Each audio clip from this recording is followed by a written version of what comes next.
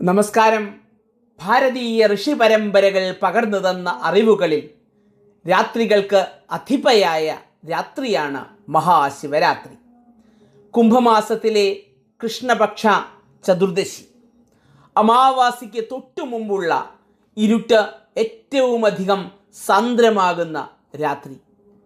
എന്താണ് ശിവരാത്രി? വെറുമൊരു ആഘോഷമാണോ? അല്ല. ശിവം എന്നാൽ മംഗളകരമായത് എന്നും രാത്രി എന്നാൽ വിശ്രമം നൽകുന്നത് എന്നും അർത്ഥം. പ്രപഞ്ചം മുഴുവൻ അടങ്ങി ഒതുങ്ങുന്ന, എല്ലാം ലയിക്കുന്ന രാത്രിയാണിത്. ശിവപുരാണത്തിൽ ശിവരാത്രിയെക്കുറിച്ച് പലയിടങ്ങളിലായി വ്യത്യസ്തമായി എന്നാൽ പരസ്പരം ബന്ധപ്പെട്ട് കിടക്കുന്ന നിരവധി കഥകൾ പറയുന്നുണ്ട്. സതിയുടെ വിയോഗം മുതൽ പാർവതീ പരിണയം വരെയും ലിംഗോദ്ഭവം മുതൽ വേടന്റെ മോക്ഷം വരെയും നീളുന്ന ആ അത്ഭുതകരമായ കഥകളിലൂടെ നമുക്കിന്ന് സഞ്ചരിക്കാം. ശിവരാത്രിയുടെ കഥ ആരംഭിക്കുന്നത് ഒരുപക്ഷെ വലിയൊരു ദുരന്തത്തിൽ നിന്നാവാം. പലരും ചോദിക്കാറുണ്ട്, സതീദേവിയുടെ ദേഹത്യാഗത്തിന് ശിവരാത്രിയുമായി ബന്ധമുണ്ടോ എന്ന്. തീർച്ചയായും ഉണ്ട്. ദക്ഷ പ്രജാപതി നടത്തിയ യാഗത്തിൽ തൻ്റെ ഭർത്താവായ പരമശിവനെ അപമാനിക്കുന്നത് സഹിക്കവയ്യാതെ സതീദേവി യാഗാഗ്നിയിൽ ചാടി ആത്മാഹുതി ചെയ്ത കഥ നമുക്കറിയാം. സതിയുടെ വിയോഗം ശിവനെ വല്ലാതെ ബാധിച്ചു.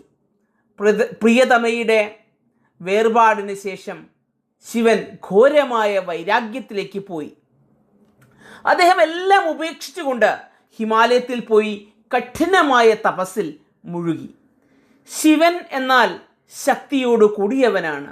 ശക്തി, അതായത് ദേവിയില്ലാതെ ശിവൻ നിശ്ചലമായി മാറി, അതായത് ശിവൻ ശവമായി മാറി എന്ന് തന്ത്രശാസ്ത്രം പറയുന്നു അത്രേ. സതി ഇല്ലാതായതോടെ ശിവൻ പൂർണ്ണമായും നിശ്ചലനും അചഞ്ചലനുമായി ഒരു രാത്രി പോലെ നിശബ്ദനായി മാറി. പ്രപഞ്ചത്തിലെ ചലനങ്ങൾ നിലച്ചു. ഈ അവസ്ഥയെ ശിവരാത്രിയുടെ ഒരു തലമായി യോഗികൾ കാണാറുണ്ട്. അതായത് ബോധം മാത്രം അവശേഷിക്കുകയും പ്രകൃതി ഇല്ലാതാവുകയും ചെയ്ത, അതായത് കോൺഷ്യസ്നെസ് മാത്രം അവശേഷിച്ചുകൊണ്ട് അതിൻ്റെ ആക്ഷൻ ഇല്ലാതാവുകയും ചെയ്ത മഹാശിവരാത്രി. ശിവൻ തന്നിലേക്ക് തന്നെ ഒതുങ്ങിപ്പോയ കാലഘട്ടമാണ്. എന്നാൽ പ്രപഞ്ചത്തിന് നിലനിൽക്കണമെങ്കിൽ ശിവൻ കണ്ണു തുറന്നേ മതിയാകൂ. അവിടെയാണ് അടുത്ത കഥയുടെ പ്രസക്തി. സതീദേവി പിന്നീട് ഹിമവാന്റെ മകളായി പാർവതിയായി പുനർജന്മമെടുത്തു. ശിവനെ ഭർത്താവായി ലഭിക്കാൻ പാർവതി കൊടും തപസ് ചെയ്തു. ഒടുവിൽ പാർവതിയുടെ ഭക്തിയിൽ സംപ്രീതനായി ഭഗവാൻ വിവാഹത്തിന് സമ്മതിച്ചു. ശിവനും പാർവതിയും തമ്മിലുള്ള വിവാഹം നടന്നത് ഒരു മഹാശിവരാത്രി ദിവസമായിരുന്നു എന്നാണ് വിശ്വാസം. ഉത്തര ഭാരതത്തിലും നേപ്പാളിലും ശിവരാത്രി ആഘോഷം ശിവപാർവതി വിവാഹ മംഗളോത്സവമായാണ് ആഘോഷിക്കുന്നത്. ഇത് ഒരു സാധാരണ വിവാഹമായി കാണരുത്. പുരുഷനും പ്രകൃതിയും, അതായത് ശിവനും ശക്തിയും വീണ്ടും ഒന്നിക്കുന്ന ഒരു മഹത് നിമിഷമായിരുന്നു ഇത്. നിശ്ചലമായിരുന്ന ശിവനിലേക്ക് ശക്തി വന്നു ചേരുന്ന ഒരു രാത്രി. അതുകൊണ്ടാണ് ശിവരാത്രി ദിവസം ഭക്തർ, പ്രത്യേകിച്ച് സ്ത്രീകൾ, വ്രതം നോൽക്കുന്നത്. ദാമ്പത്യ ഭദ്രതയ്ക്കും നല്ല പങ്കാളിയെ ലഭിക്കുന്നതിനും ഈ ദിവസം ഉത്തമമാണ്. ശിവനും ശക്തിയും ഒന്നായപ്പോൾ ലോകം മുഴുവൻ ആഘോഷിച്ചു. ആ ആഘോഷത്തിൻ്റെ ഓർമ്മയ്ക്കായാണ് പലയിടത്തും ശിവ് ബരാത്ത്, അതായത് ശിവന്റെ വിവാഹ ഘോഷയാത്ര എന്ന പേരിൽ ഘോഷയാത്രകൾ നടത്തുന്നത്. ശിവരാത്രിയുമായി ബന്ധപ്പെട്ട മറ്റൊരു കഥ ലിംഗോദ്ഭവവുമായി ബന്ധപ്പെട്ടിട്ടുള്ളതാണ്. പ്രത്യേകിച്ചും ദക്ഷിണ ഭാരതത്തിൽ ലിംഗോദ്ഭവവുമായ കഥയ്ക്കാണ് ശിവരാത്രിയുമായി കൂടുതൽ പ്രാധാന്യത്തോടെ ജനങ്ങൾ കാണുന്നത്. സൃഷ്ടാവായ ബ്രഹ്മാവും സംരക്ഷകനായ വിഷ്ണുവും തമ്മിൽ ആരാണ് വലിയവൻ എന്നതിനെ ചൊല്ലി വലിയൊരു യുദ്ധം നടക്കുന്ന കഥ ശിവമഹാപുരാണത്തിലെ ആദ്യ ഖണ്ഡമായ വിദ്യേശ്വര സംഹിതയിൽ വ്യക്തമായി പറയുന്നുണ്ട്.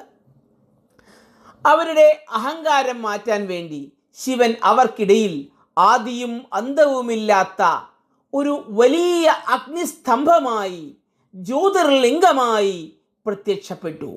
ഇതിൻ്റെ മുകളിലെ അറ്റമോ താഴത്തെ അറ്റമോ ആരാണ് ആദ്യം കണ്ടുപിടിക്കുന്നത് അവനാണ് വലിയവൻ എന്ന ഒരു അശരീരി ഉണ്ടായി.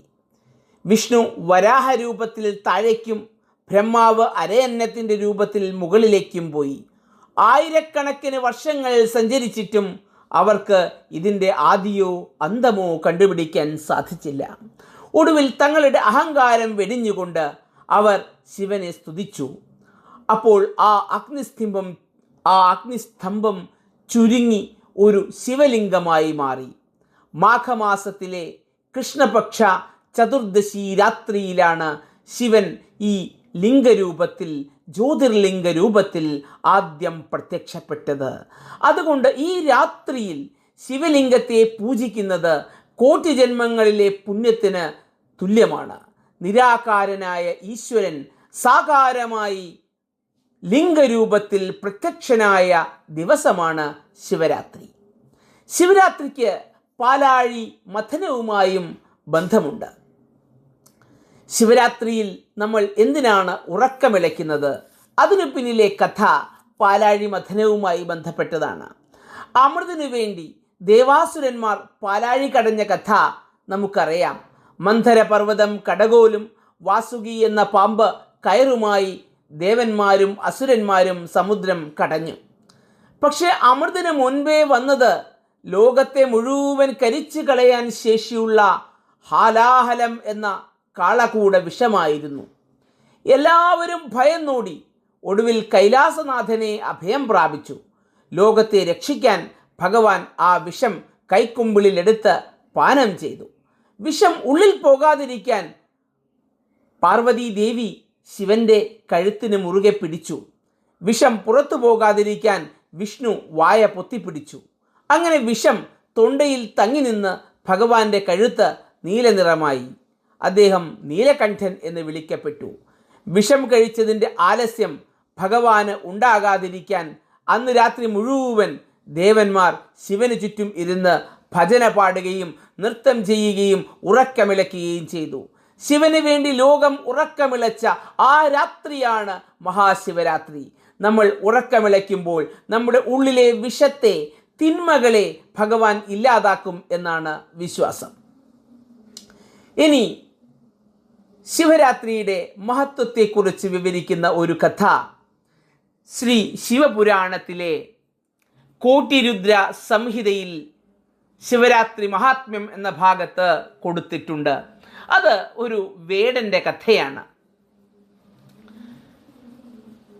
ഗുരുദ്രുഹൻ എന്ന ഒരു വേടന്റെ കഥ നമുക്ക് പരിശോധിക്കാം.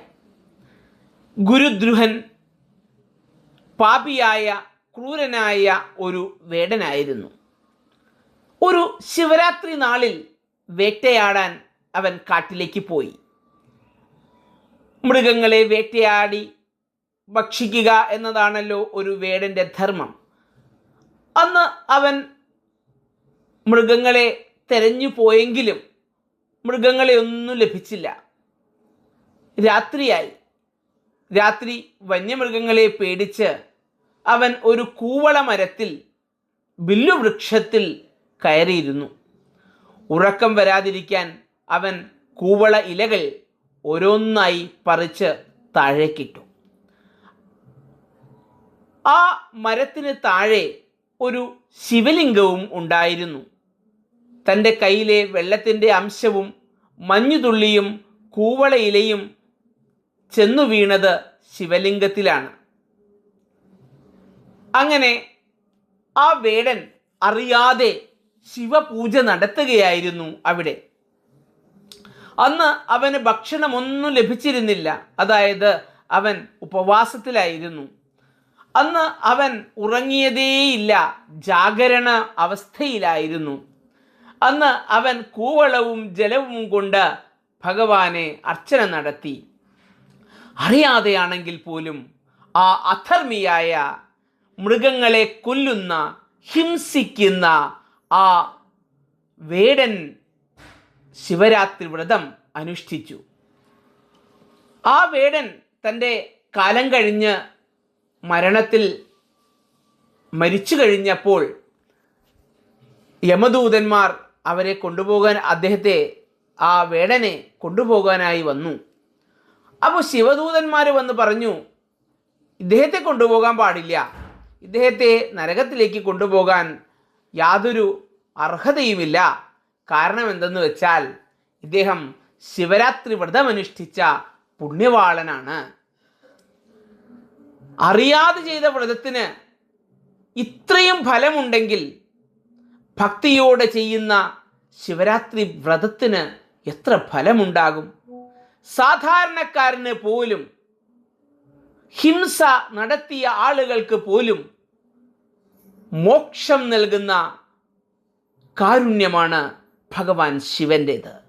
അതിനുള്ള ഒരു ഉദാഹരണമായാണ് ശിവപുരാണത്തിലെ കോട്ടിരുദ്ര സംഹിതയിൽ ശിവരാത്രി മഹാത്മ്യം എന്ന പേരിൽ ഈ ഒരു കഥ അവതരിപ്പിച്ചിരിക്കുന്നത്. അതായത് ശിവനെ പ്രാപിക്കാൻ, ശിവൻ്റെ പ്രാപ്തി, ശിവൻ്റെ അനുഗ്രഹം ഇത് ലഭിക്കാൻ ഏതൊരു സാധാരണക്കാരനും സാധിക്കും എന്ന് ചുരുക്കം. അത് ശ്രദ്ധയോടുകൂടിയായാൽ അതിലേറെ ഫലപ്രാപ്തി ഉണ്ടാകുന്നതും ആകുന്നു. പിന്നെ മറ്റൊരു മഹാത്മ്യം കൂടി, അല്ലെങ്കിൽ മറ്റൊരു ഐതിഹ്യം കൂടി ശിവരാത്രിയുമായി ബന്ധപ്പെട്ടുണ്ട്. അത് ശിവതാണ്ഡവവുമാണ്. ശാസ്ത്രജ്ഞർ പോലും അത്ഭുതപ്പെടുന്ന ഒരു കോസ്മിക് ഡാൻസാണ് ശിവരാത്രി. ശിവരാത്രി നാളിലാണ് ശിവൻ തൻ്റെ പ്രശസ്തമായ താണ്ഡവ നൃത്തമാടിയത്. ഭഗവാന്റെ ഒരു കയ്യിൽ സൃഷ്ടിയുടെ പ്രതീകമായ ഡമരു, മറ്റൊരു കയ്യിൽ സംഹാരത്തിൻ്റെ പ്രതീകമായ അഗ്നി. പ്രപഞ്ചം എന്നത് ചലനമാണ്, വൈബ്രേഷനാണ്. ആ ചലനത്തിൻ്റെ താളമാണ് ശിവതാണ്ഡവം. പഴയതിനെ തകർത്ത് പുതിയതിനെ സൃഷ്ടിക്കുന്ന മാറ്റത്തിൻ്റെ നൃത്തമാണ് യഥാർത്ഥത്തിൽ ശിവതാണ്ഡവം. നമ്മുടെ ഉള്ളിലെ അജ്ഞാനത്തെയും അഹങ്കാരത്തെയും ചവിട്ടി മെതിച്ചുകൊണ്ട് ജ്ഞാനത്തിൻ്റെ പ്രകാശം പരത്താനാണ് ശിവൻ താണ്ഡവ നൃത്തമാടുന്നത്. ഈ നൃത്തം നടക്കുന്ന രാത്രി കൂടിയാണ് ശിവരാത്രി. ഇങ്ങനെ ധാരാളം ഐതിഹ്യങ്ങൾ ശിവരാത്രിയുമായി ബന്ധപ്പെട്ട് നിലവിലുണ്ട്. പ്രിയപ്പെട്ടവരെ, സതിയുടെ ത്യാഗത്തിലൂടെ ഉണ്ടായ വൈരാഗ്യവും പാർവതിയുടെ തപസ്സിലൂടെ ഉണ്ടായ സംഗമവും ലിംഗോദ്ഭവത്തിലൂടെ വെളിപ്പെട്ട അനന്ത സത്യവും വിഷം കഴിച്ച് ലോകത്തെ രക്ഷിച്ച കാരുണ്യവും എല്ലാം ചേർന്നതാണ് മഹാശിവരാത്രി. ഇതൊരു സാധാരണ രാത്രിയല്ല. പ്രകൃതി തന്നെ മനുഷ്യനെ ആത്മീയമായി ഉണർത്താൻ സഹായിക്കുന്ന രാത്രിയാണ്. നട്ടെല്ല് നിവർത്തി ഉറക്കമിളച്ച് ഓം നമഃശിവായ എന്ന മന്ത്രത്തോടു കൂടി നമുക്ക് ഈ ശിവരാത്രിയെ വരവേൽക്കാം. നിങ്ങളുടെ ജീവിതത്തിലെ എല്ലാ ഇരുട്ടും മാറി ശിവചൈതന്യത്തിൻ്റെ വെളിച്ചം നിറയട്ടെ എന്ന് പ്രാർത്ഥിക്കുന്നു. കൂടാതെ മറ്റൊരു വിവരം കൂടി. ശിവമഹാപുരാണം എന്ന മഹത് ഗ്രന്ഥം സരോവരം ബുക്സ് സമ്പൂർണ്ണ മൂല ശ്ലോകങ്ങളോടും അന്വയ അർത്ഥത്തോടും സംഗ്രഹത്തോടും കൂടി 9 വാല്യങ്ങളിലായി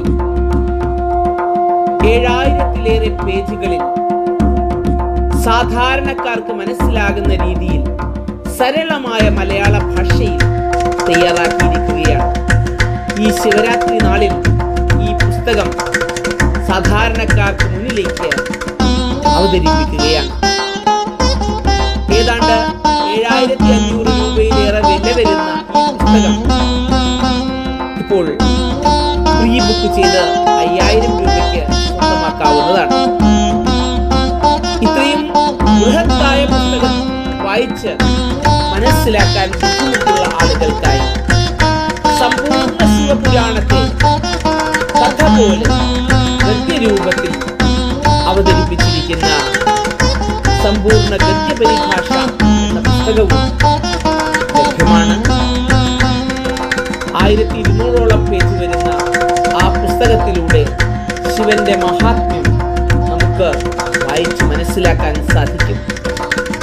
ഇതുകൂടാതെ ഈ പുസ്തകങ്ങളുടെ ഓഡിയോ ബുക്കും ഉടൻ തന്നെ വരുന്നതാണ്. ശിവാനുഗ്രഹം തേടിക്കൊണ്ട്, ശിവന്റെ കഥകൾ മനസ്സിലാക്കിക്കൊണ്ട്, ആ ശിവന്റെ മഹനീയത മനസ്സിലാക്കിക്കൊണ്ട് നമുക്കെല്ലാം ഈ ശിവരാത്രിയെ ആഘോഷിക്കാം, വരവേൽക്കാം. അങ്ങനെ നമ്മുടെ ജീവിതത്തിലെ അജ്ഞാനമാകുന്ന തിമിരം ഇല്ലാതാക്കിക്കൊണ്ട് ഒരു പുതിയ ജ്ഞാന ജ്യോതിയെ നമുക്ക് ആഘോഷമാക്കി മാറ്റാം. എല്ലാവർക്കും നമസ്കാരം, ശിവരാത്രി ആശംസകൾ. ഓം നമഃ ശിവായ.